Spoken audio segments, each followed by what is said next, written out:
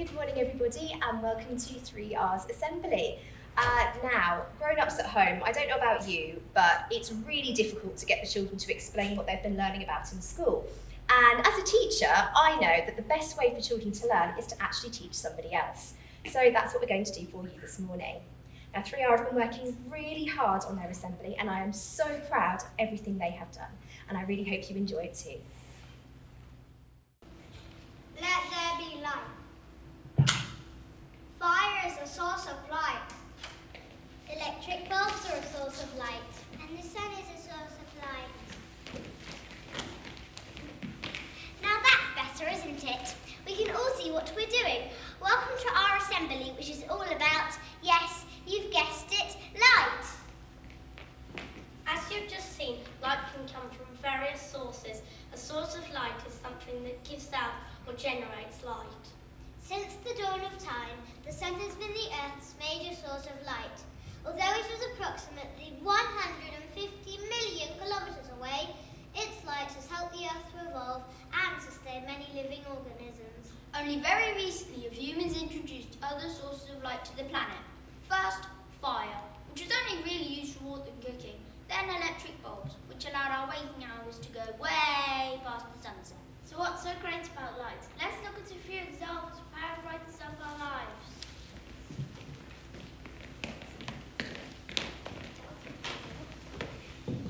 Oi! Take the bulbs off your heads! Ooh, that's better. The major benefit of light is that it is the reason we can see. Without light, it'll be impossible to get things done. Okay, Mars and Earthworms seem to manage without light and sight, but I want more out of life than crawling around eating bugs and dirt. Without light, nothing on our planet would grow. It's not a coincidence that it's in the warmer months of the year that with more daylight our crops grow. Photosynthesis is the process these crops use to feed themselves, and this word means made using light, so without light we'd all starve. Many years ago, people would go to sleep when darkness fell. But nowadays, electric light lets us carry on with the day's activities long after dark, which is helpful because I forgot we've got a spelling test tomorrow and I haven't learned my words. It's midnight. Go to sleep. I guess I'm in for a long night. Let's take a closer look at the important part light plays in letting us see things around us.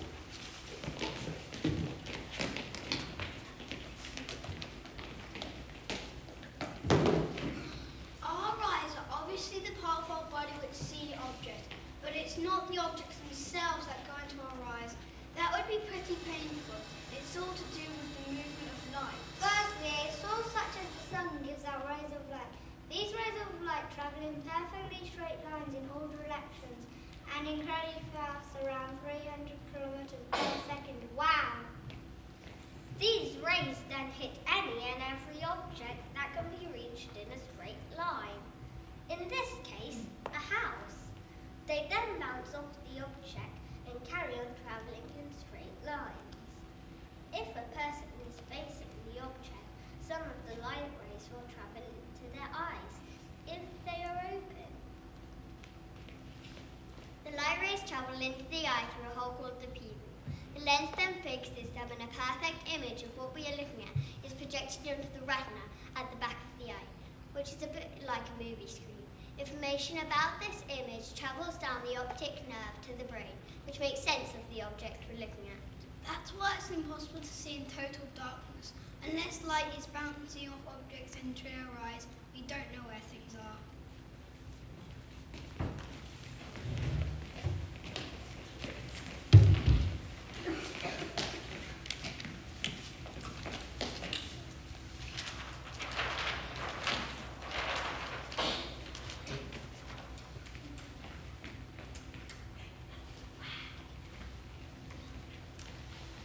An interesting thing about light is that it can be blocked by certain materials depending on their properties. Here we have a torch which is shining light from the bulb which is reaching the whiteboard. But watch what happens when I put this shade custom card in the way of the light on its journey from the torch to the whiteboard. This card is what we call opaque This means it doesn't let any light pass through it. The light rays hit in the shape are blocked and cannot travel onwards to the whiteboard, which is why we see a dark area which we call a shadow. This shadow is exactly the same shape as the object blocking the light. If Freddy moves the shape nearer to the passage of light rays, watch what happens. The shadow gets bigger because more light is blocked. If he moves away from the light source and nearer to the board, watch what happens. Shadow gets smaller because fewer light rays are blocked. And when the opaque shape is removed completely from the passage of light rays, shadow disappears as all the light can reach the board. Now, what happens when Sophia put this clear sheet of plastic in the way of the light on its journey from the bulb to the whiteboard? The clear plastic is what we call transparent. This means it lets all the light rays pass through it, and they travel onwards to the board without casting much of a shadow. The stick, however, is opaque and blocks the light, which is why you can see its shadow. Transparent materials like glass are used for windows or car windscreens, so you can see everything on the other side of them. If they are clean, of course. Look at this material. This material is what we call translucent and lets some of the light rays through but blocks others. If you look at the whiteboard, you'll see a coloured area where sunlight is being blocked. You can tell that sunlight is passing through because it is not colourless like the one carved by Freddy's car's cutout. You can see through translucent material, but everything on the other side will be coloured or frosted. Actually, looking at you a lot out there, I wish this opaque material was flat, horrible.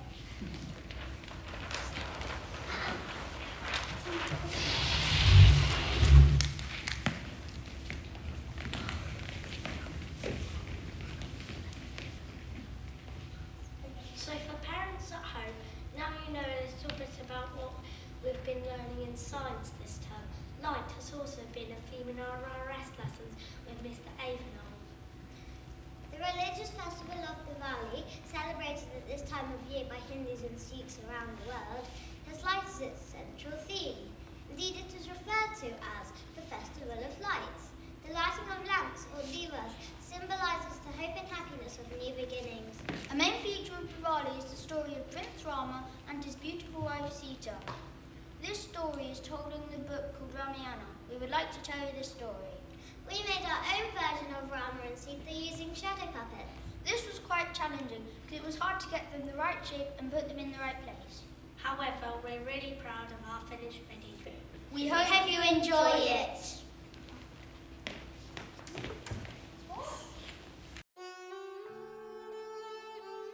Rama was a strong and handsome prince who lived a long time ago. He was married to Sita. Rama had two brothers, Prince Bharat and Prince Lakshman.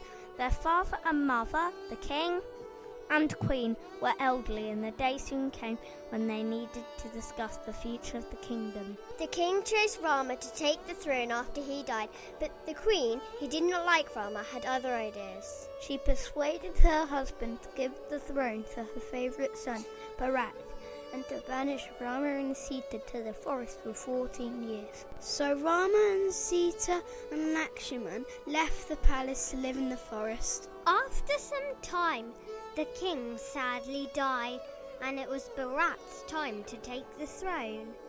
However, Bharat didn't feel this was right, as he knew his father had wanted Rama to be the next king.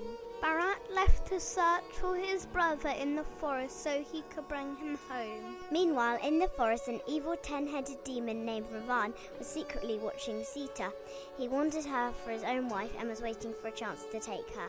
One day, Rama and Lakshman were in need of food, so they went hunting.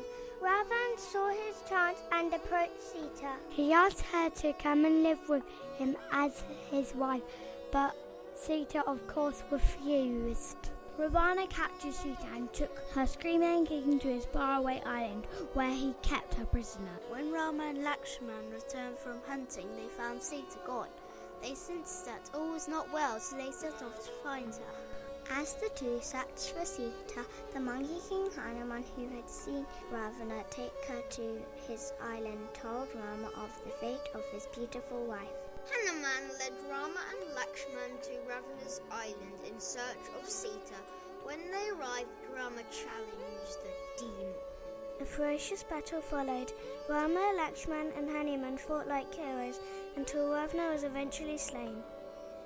Rama and Sita were overjoyed to be reunited. Rama had been away from home for 14 years. It was at last time for him to return home and become king. He and Sita, followed by Lakshman, made their long journey back to the palace.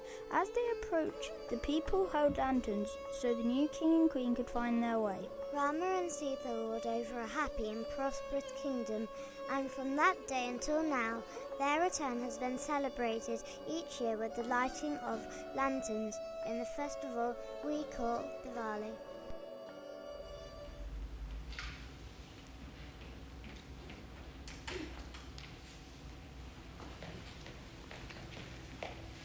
Please join us to sing Give Me Oil in My Lamp, hymn number 23.